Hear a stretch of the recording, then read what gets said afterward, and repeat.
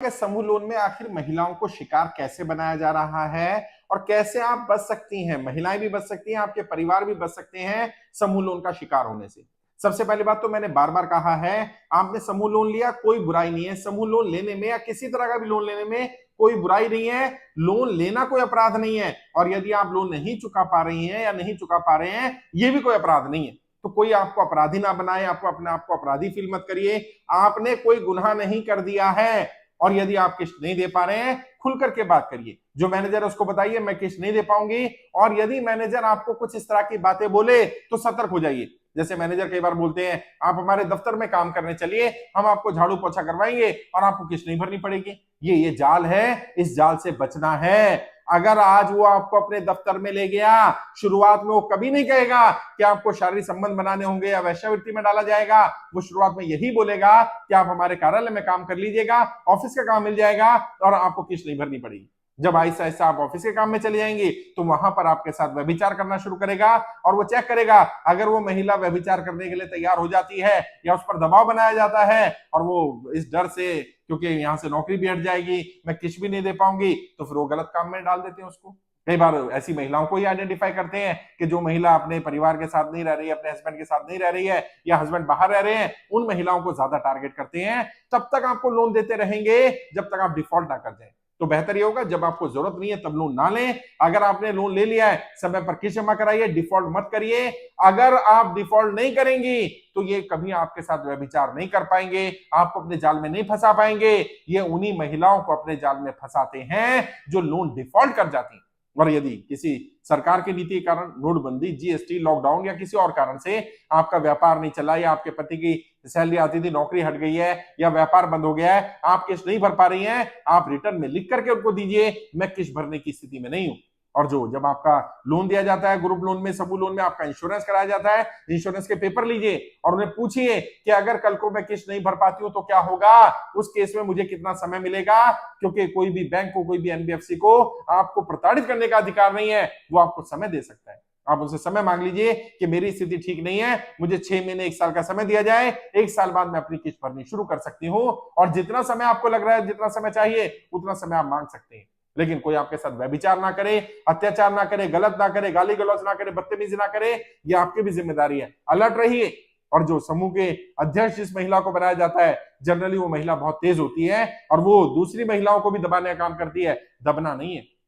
अगर आपको लग रहा है वो महिला आपको गलत करने के लिए कह रही है या मैनेजर गलत करने के लिए कह रहा है, तुरंत उनकी शिकायत करिए। समूह की बाकी महिलाओं से भी करिए और पुलिस स्टेशन में भी जाइए, थाने में जाइए, चौकी में जाइए। अपने घर के जो भी आपके मुखिया है या जो भी आपके यहाँ जेंट्स है, उनको बताइए कि मुझे गलत निगाह से देख रहा है, गलत करने की कोशिश कर रहा है।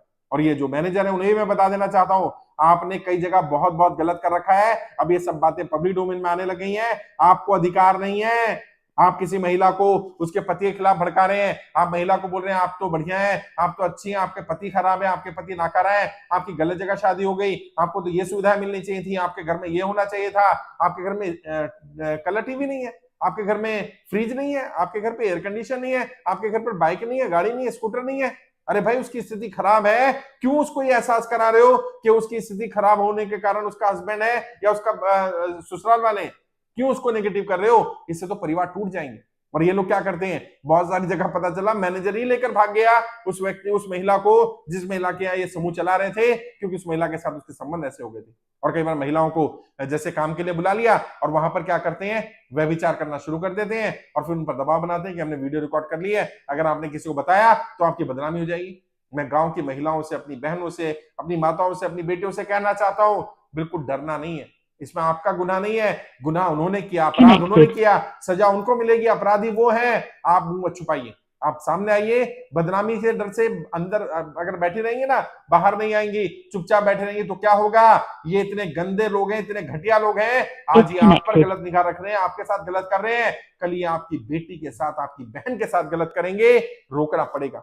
बहनों, मैं आपसे कहना चाह रहा हूं, मैं अपनी माताओं से कहना चाह रहा हूं, इन महिलाओं से कहना चाह रहा हूं, अगर आपके साथ व्यभिचार हुआ, अत्याचार हुआ, गलत हुआ, आपको गलत निगाह से देखा गया, आपको गलत तरीके से टच किया गया, आपको गलत तरीके से बात करने के लिए कहा गया, आप हमारी टीम से संपर्क करिए। कर्जा मुक्ति की महिला टीम आपके लिए लड़ रही है, आपकी आवाज उठाएगी और आपका नाम गुप्त रखेंगे। आपको कहीं सामने नहीं आना है, आपका नाम गुप्त रखा जाएगा, हम इन्हें सजा दिलवाएंगे। और जो महिलाएं ऐसी हैं जो इन मैनेजर के साथ मिलकर के, इन समूह कंपनियों के साथ मिलकर के बाकी महिलाओं के साथ अत्याचार कर रही हैं, उन महिलाओं को गलत धंधे में डाल रही हैं, उन्हें भी कह देना चाहता हूं, आप इनकी दुश्मन मत बनिए। नहीं, महिला एक महिला की दुश्मन बने। सोचिए, आज कुछ पैसे के लालच में ये मैनेजर आपके सगे बने हुए हैं, आपके द्वारा इन महिलाओं का अत्याचार करा रहे हैं, उत्पीड़न कर रहे हैं, कल ये आपकी बहन बेटी को भी नहीं छोड़ेंगे। ये अच्छे लोग नहीं है, खराब लोग हैं। ऐसे लोगों से समाज को बचाना है, आपकी भी जिम्मेदारी बनती है। सामने आइए, खुलकर बोलिए, बोलना पड़ेगा। आपकी आइडेंटिटी को छुपा कर रखेंगे, लेकिन अगर बोलेंगे नहीं, सामने नहीं आएंगे, तो ये ऐसे ही व्यभिचार अत्याचार करते रहेंगे, समाज टूटता चला जाएगा, परिवार के परिवार बर्बाद हो जाएंगे। बोलना पड़ेगा, बोलिए, आगे आइए।